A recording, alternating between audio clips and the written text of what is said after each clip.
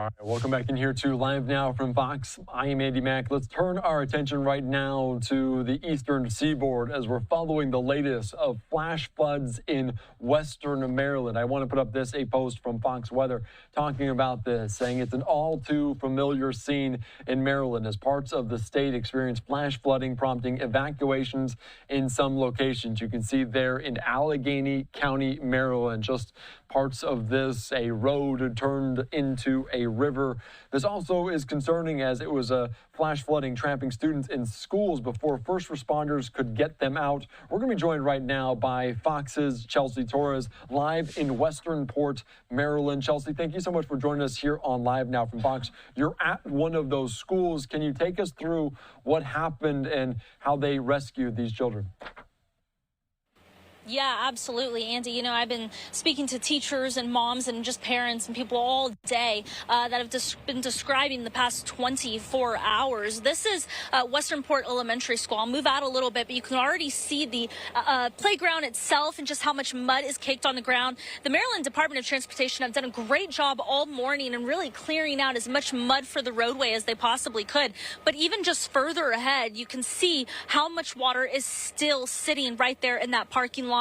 Cars, there's about a dozen cars, half a dozen straight ahead and another half here in the corner that are still submerged underwater right now. And we know that at least 150 or so students is what I was told that were rescued yesterday. One teacher I talked to, she's a fourth grade teacher, and she was talking about just the experience of having to get all of these kids out safely, but then also just keeping them calm throughout this entire time of getting them rescued.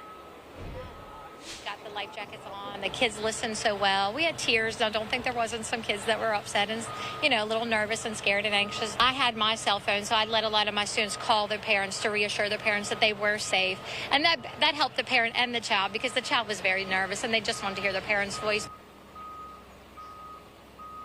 Yeah, and so you hear about these parents and the children having to get rescued, but you think about, well, what did they take? Anything? They didn't take anything. Actually, that teacher was telling me all of their backpacks, belongings, her purse, still inside these classrooms right now, a lot of those mementos. But it's not just this school that had to have evacuations. The nearby high school also, that was kind of a safe point where a lot of students went as well from other areas. Not only that, but one mom I even talked to, she had to get rescued from her home late last night, near midnight is when she got rescued, and she had to wait until this morning just to get her daughter from the nearby high school. But she said once she was out of there and she saw everything kind of happening around her and all of the rescues happening is when we talked about just what that experience was like.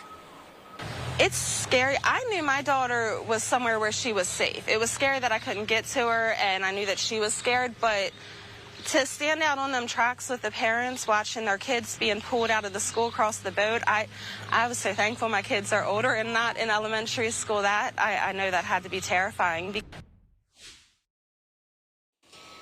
And Andy, I could tell you that a lot of these people say that it's crazy just to see the power of water and what it can do, especially here in this area when a lot of people have never experienced anything like this. And when I was actually down there on the ground near the school earlier today, and I saw this book. It's a Berenstain Bears book, and it says "I love soccer" on it, but it has a bunch of stamps on the back from when it was checked out of the library, dating back to 2016. That is a worm that is also on it, so I apologize, but it's interesting because, Andy, if you look even on the inside of the book, just completely caked with mud.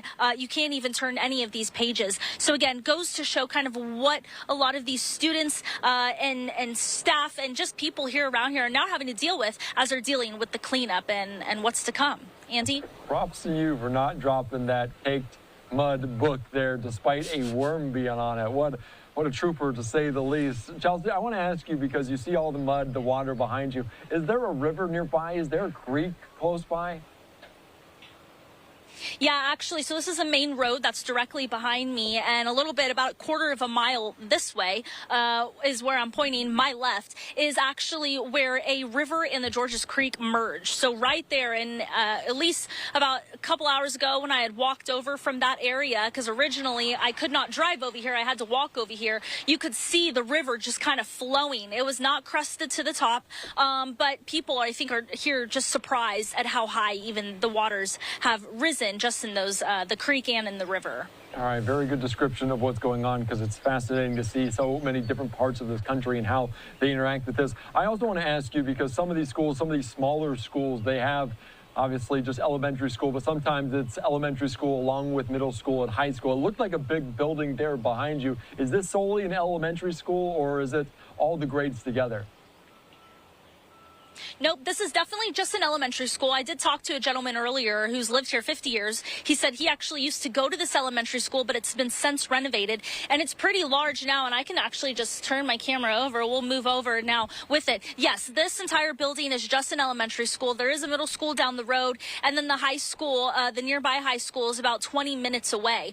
So again, you know, just elementary in here, but I do know that the bottom floor was mostly kindergarten. And then the second floor, what the teacher was telling me, is where the gymnasium was. And that's kind of where all the students kind of corralled before they got evacuated from the school. All right, makes sense. I just wanted to clarify that as well. Sometimes you don't know how big or small these communities are. Chelsea Torres from Westernport, Maryland. I appreciate you reporting here on Live Now from Fox. Thanks, Andy. Have a good one. All right, thank you so much. All right, great reporting there, as always, pushing through, covering this major flash flooding event there in Western Maryland.